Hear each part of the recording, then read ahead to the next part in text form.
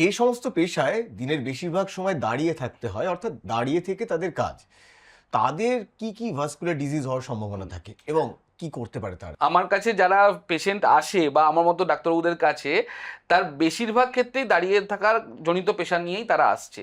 Police, teacher, হ্যাঁ, professor, তো সেখানে কুকরা, তো সেখানে দাঁড়িয়ে কি ব্যাপারটা, প্যাথোলজিটা কি দাঁড়ায় যে আমার এক তো ভালভ ইনকম্পিটেন্সির জন্য ব্লাড জমছে, তারপরও দীর্ঘক্ষণ দাঁড়িয়ে থাকার জন্য একদমই ব্লাড পুল করতে পারছে না।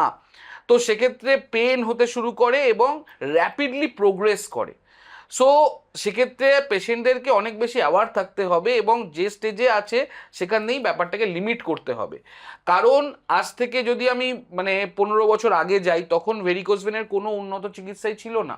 তখন আমার যিনি স্যাররা ছিলেন তারা বলতেন যে ওকে দাঁড়িয়ে থাকতে বারণ কর। আমি পেশেন্ট দেখছি, আমার স্যার বলছে লিখে দে যেন দাঁড়িয়ে থাকে, কাজ না করে, হ্যাঁ লিখে দে যাতে প্রলং স্ট্যান্ডিং তার না হয়।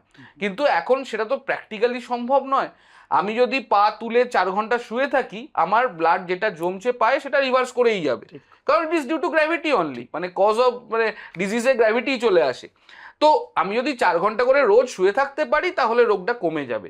কিন্তু হচ্ছে উল্টো, আমি কাজে যাচ্ছি, আমার ডিউটি 3 ঘন্টা দাঁড়িয়ে থাকা, তাহলে তো রোগটা বাড়তেই থাকবে।